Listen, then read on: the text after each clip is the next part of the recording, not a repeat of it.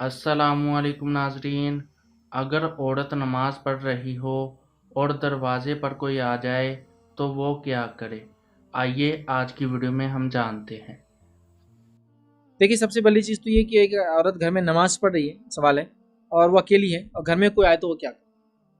अब यहाँ उसको तय करना होगा कि अगर वो नमाज कंटिन्यू करे तो क्या इससे फितने या फसाद होने का डर है, तो फिर वो दरवाज़ा खोल ले, नमाज तोड़ दे। और ऐसा लगता है कोई फितने फसाद का डर नहीं है तो नमाज को कंटिन्यू करे। अब मैं फितने फसाद क्यों कह रहा हूँ, जैसा मिसाल के तौर पर आपने घर पे फ़ोन किया अपने शौहर को, मैं बीमार हूँ, घर पे अकेली हूँ, ज़रा आ जाइए। अब वो बेचारा भागा भागा आया और आप नमाज को खड़े हो गए। अब वो नॉकिंग करने के बाद जब दरवाज़ा नहीं खोलेगा तो वो फितने में पड़ जाएंगे, वो डर जाएंगे क्या होगा, बीवी को पता चला दरवाज़ा तोड़ दे रहा, पीछे के घर में से कूद के आ रहा, समझे ना। तो वो फितना हो जाएगा ना, उसके लिए एक तरह से गड़बड़ी हो जाएगी। फसाद कहते हैं गड़बड़ हो जाने को, किसी चीज़ के निज़ाम को दरम भरम करने को। तो पता चला दरवाज़ा तोड़ने की प्लानिंग कर रहा, खिड़की का शीशा तोड़ दे रहा, कांच का दरवाजे को ब्रेक करके, है ना।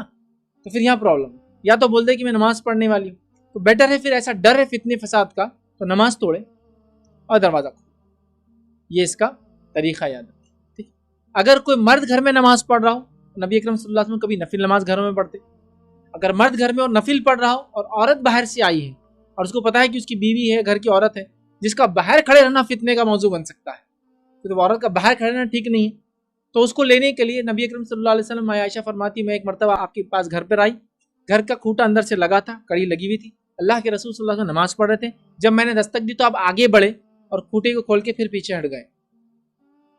तो हमको ये अमल मिलता है, नबी अकरम सल्लल्लाहु अलैहि वसल्लम नमाज की हालत में आगे बढ़े और क़िबले की तरफ ही दरवाज़ा था, याद रखिए, क़िबले की तरफ से मुंह नहीं फेर सकते आप नमाज के हालत, तो आप क़िबले की तरफ ही दरवाज़ा था, आप आगे बढ़े, खूंटे को खोल के आप पीछे हट के खड़े हो गए। पता चला नमाज में एक जो शख्स ज़रूरत पड़ने पर जायज़ हरकतें कर सकता है।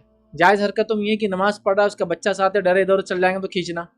जायज़ हरकत में ये है कि मोबाइल भूल गया, याद रखना चाहिए, भूल गया, आप सबकी नमाज डिस्टर्ब होंगी तो बंद कर सकता है, क्योंकि अल्लाह के रसूल आगे बढ़े, टूटा खोला और पीछे हटे, क्योंकि एक औरत बाहर खड़ी थी, परेशान हो सकती है, डर है, समझ रहे बात। तो लिहाजा एक औरत डिपेंड है, फितने फसाद का डर है, कुछ नुकसान का डर है, तो फिर नमाज तोड़ दे, जाए खोल ले, क्योंकि पता चला अभी रकात बंदी, 4 रकात कम से कम 7 to 10 मिनट्स लग जाएंगे, ठीक।